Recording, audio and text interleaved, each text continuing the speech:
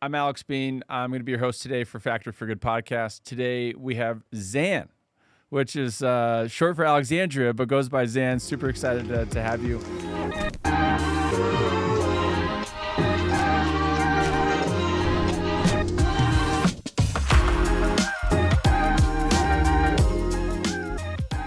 Let's start off just simple. Like, introduce yourself, kind of tell us a little bit about your backstory. Yeah. I'm Xan Marcucci. I am the founder of Confetti Recruiting. We help SaaS tech companies hire salespeople.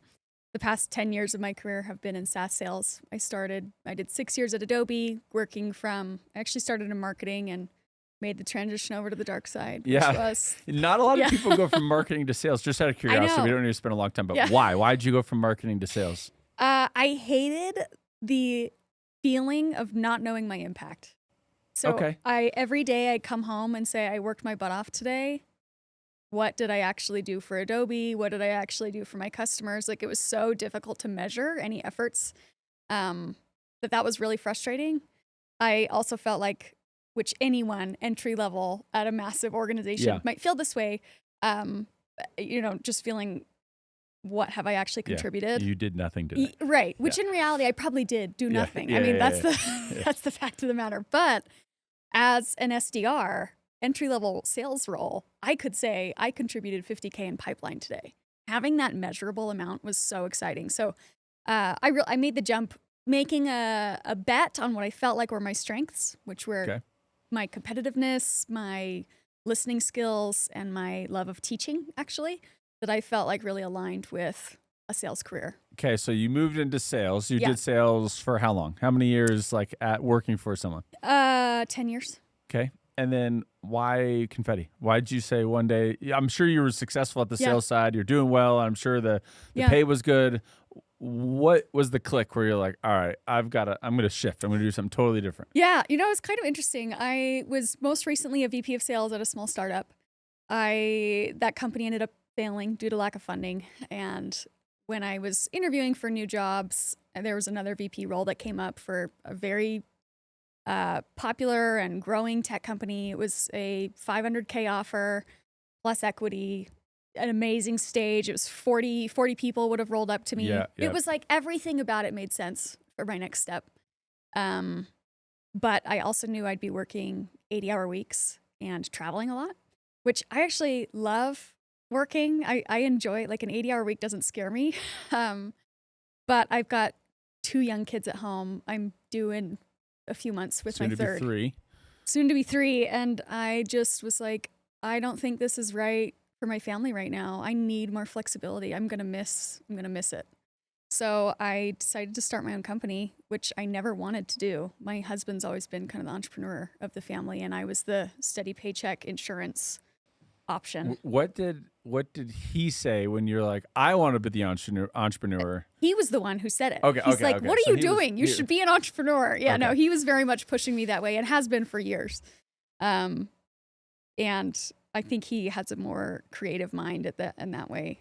Was it when you made the jump easy? Just you got your first client, everything was easy, or what was the first 6 months like? First 6 months, I had a couple clients who made me feel comfortable taking that leap. I don't think I would have done it with 0 clients, And it's recruiting. Yeah. So I took these skills that I already had, right? I'd been building teams for years at this point. I had been the highest performing manager, highest performing sales leader at every company I'd been at.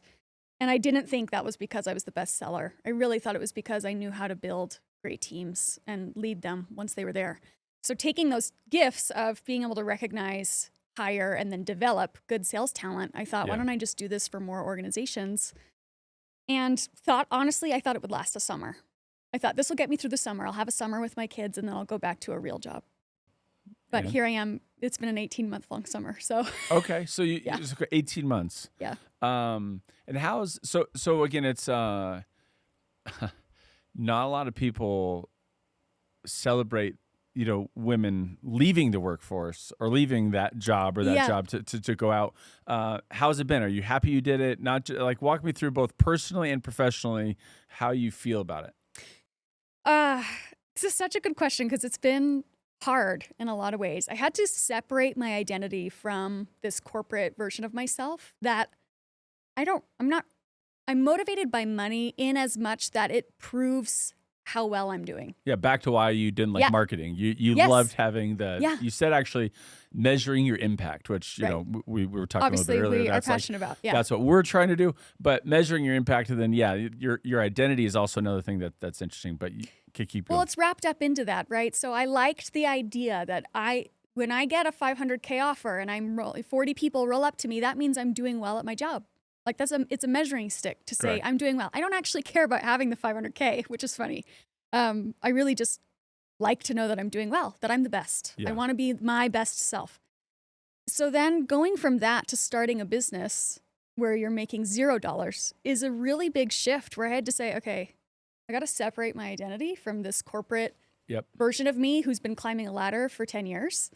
And so professionally, there was a little bit, it was kind of hard there. I also think I was insecure about like, how will people view this? Seeing that I'm going from a failed startup to starting my own thing. Okay.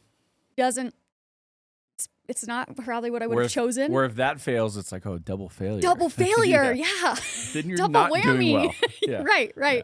So like, what will people think? And knowing too that I'd have to put myself out there on LinkedIn to like get clients and build a business, something I was not comfortable doing at all. I still hate it. I still don't like posting on LinkedIn. I remember the first time it worked, being like mad that it worked. Yeah, being like, gosh, now I have to keep doing this. Yeah. So yeah, professionally, I think it was difficult, but ultimately, I'm so grateful I made the leap and tried this. I have learned so much in the last 18 months, most of which has come from making mistakes.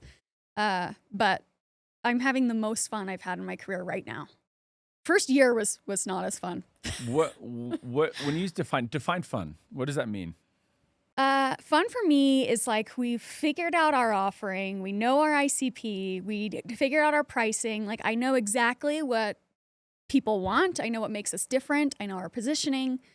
And now all it is about scaling. Like we have figured it out. And we're growing too fast, right? So now it's hiring and building a team and expanding what, again, I really thought was just going to be a summer. Are you working 80-hour weeks or how are you No, so I was for a minute. A few months ago, I had a perspective shift again and was like, all right, I got to realign with my values here again.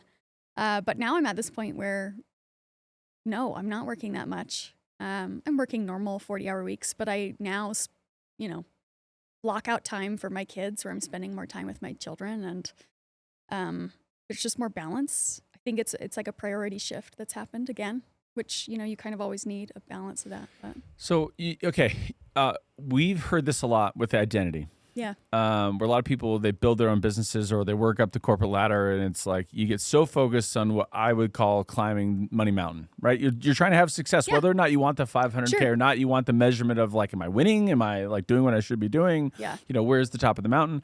And a lot of people, and I felt this when I left Divvy, it was like, oh shoot, I was like the Divvy guy, and now I'm just not a guy. Now I'm just the guy. I'm just a guy, not the guy. Guy. I'm just a being. So. Walk me through how you felt like walk me through your identity crisis. When you went from being, let's call it a star, right, a successful ladder climber, to being on your own, when did it hit you that you're like, oh shoot, this is different, it feels different, and my measuring stick is different? I think it was immediate.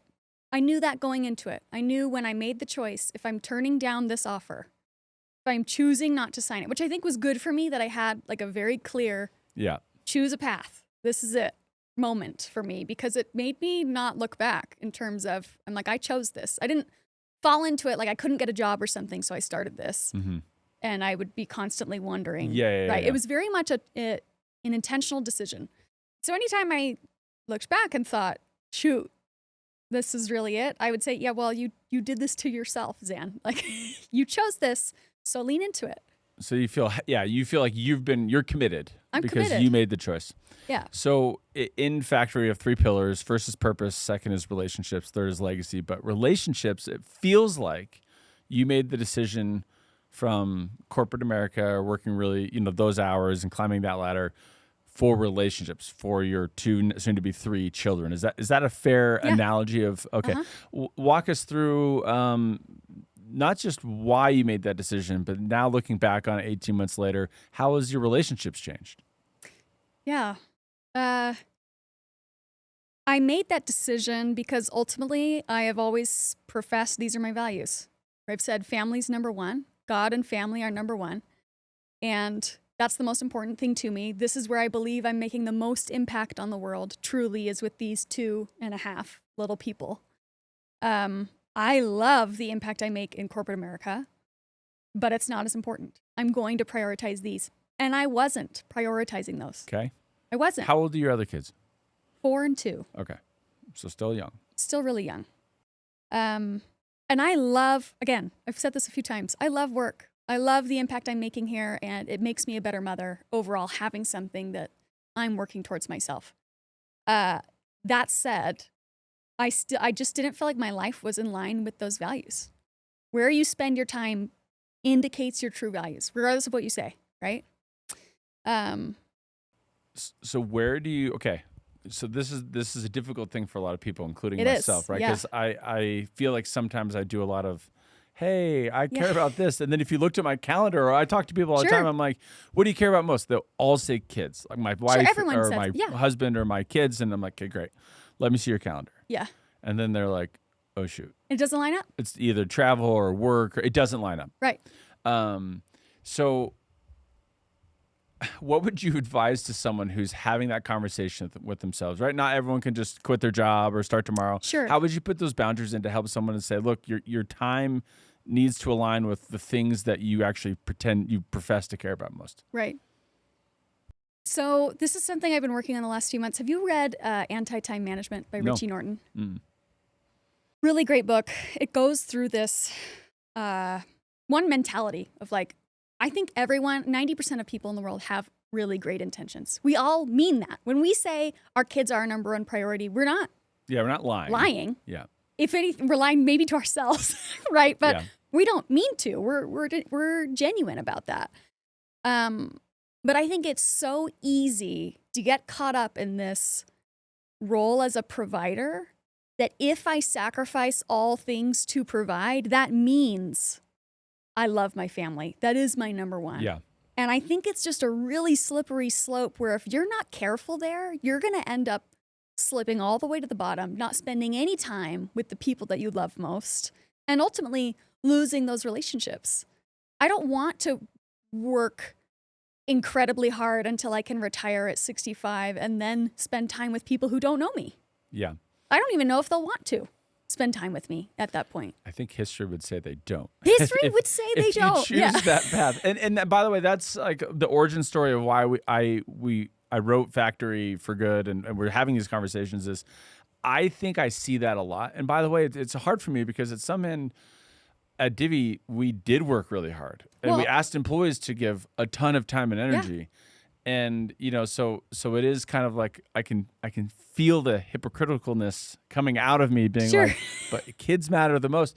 And it's that time and season, but but what you're saying is the premise of if you think relationships matter that much, and what I've found is like it's almost the only thing that matters. Like if you have your own purpose, whatever that is, if you have people that love you and you love them and they actually feel of that and you feel of that and there's that going on, it doesn't matter what level of success, what country you live in. Like that's the thing that people truly care about. But it's very hard when you get those offers for $500,000 or you get all the reward that corporate America or entrepreneurship gives you in terms of ego. Right. So how do you keep that away, right? How do you keep the ego from coming in or the financial The ego success? is always knocking at the door. Yeah, it's the hardest. Yeah. Honestly, I think having Brandon as my partner that's the reason I've been able to do this and be successful and stay grounded in that manner. We, in our marriage, prioritize this so much, and I think he's better about it. He's more clear in that way than I am naturally. So having him, number one, has been amazing. So he's in the business with you?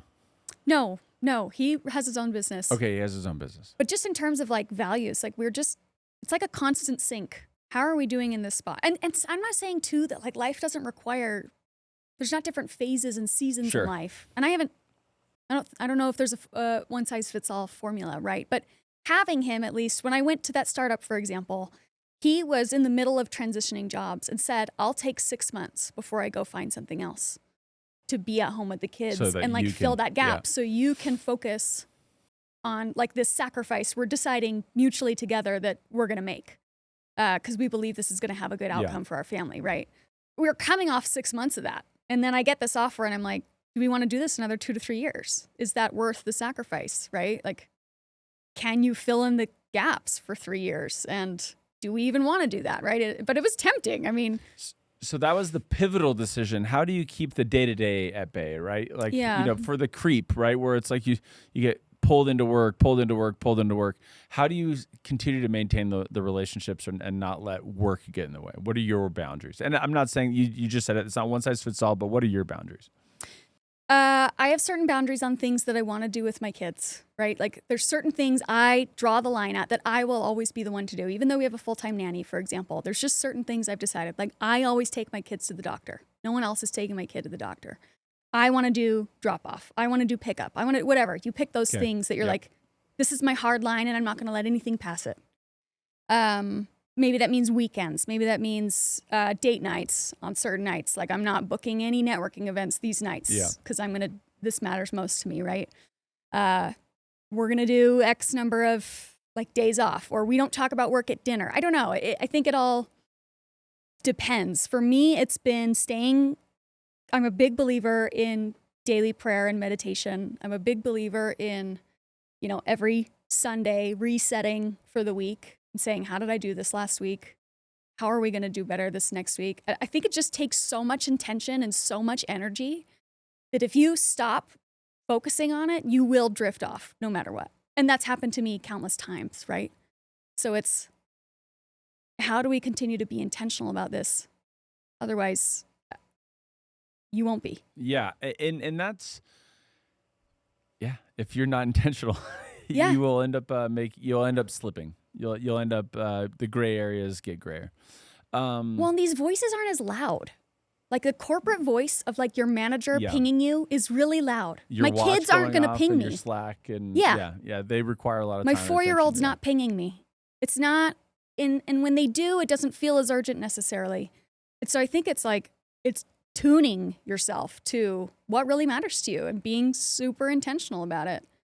Because these voices are going to be really loud. Yeah, that's a good point. What is the your goal with Confetti, your company? Why are you to what end are you doing it? The original goal was to have more flexibility and time with my kids, and I wanted to be able to have that from day one. Again, I thought it was going to be a summer, and so my intention from the beginning is a little bit different than it is now. Now I want this to continue to provide a lifestyle that allows me to, one, contribute meaningfully to the economy, to human beings that I work with, to businesses that I help grow, as well as